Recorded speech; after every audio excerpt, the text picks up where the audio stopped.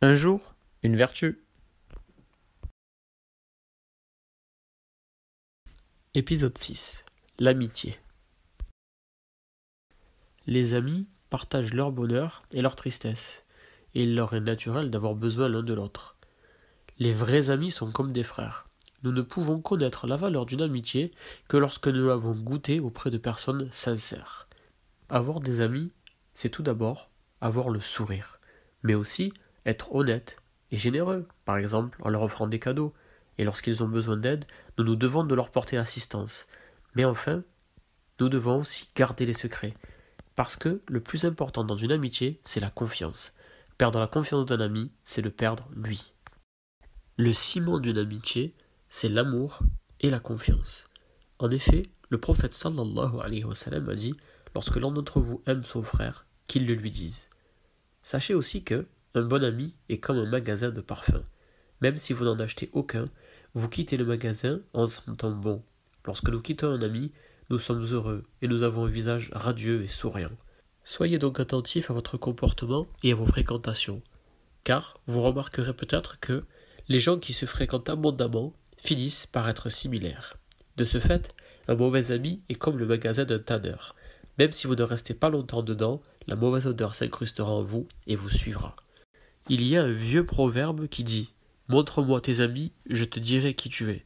Cela veut dire que l'on peut apprendre beaucoup sur une personne rien qu'en voyant ses amis. Quelqu'un peut être généreux parce que ses amis sont généreux, et une autre personne peut être médisante parce que ses amis sont médisants. Quel meilleur exemple d'amitié que celle entre Abu Bakr et Mohammed sallallahu alayhi wa sallam. Ils avaient tous deux grandi à la Mecque et se connaissaient très bien. Tout le monde savait qu'ils étaient de très bons amis.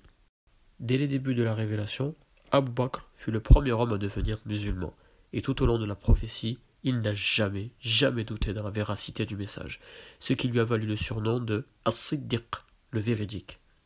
Pour terminer, laissez-moi vous raconter cette petite anecdote. C'est l'histoire de deux amis qui souhaitaient aller se promener en forêt. Tout au long du chemin, ils sentirent les fleurs, observèrent les animaux, mangèrent des fruits. Ils s'amusaient beaucoup. Soudain, ils entendirent un bruit effrayant. Leur bonne humeur s'envola et ils se mirent à trembler. « C'est un ours !» dit l'un d'eux, qui se mit à courir et grimpa sur un arbre.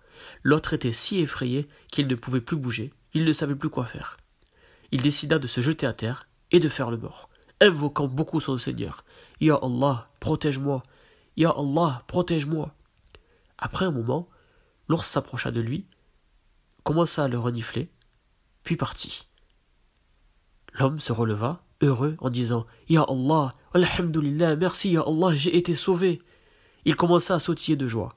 Celui qui avait grimpé sur l'arbre avait vu tout ce qui s'était passé. Il était très étonné.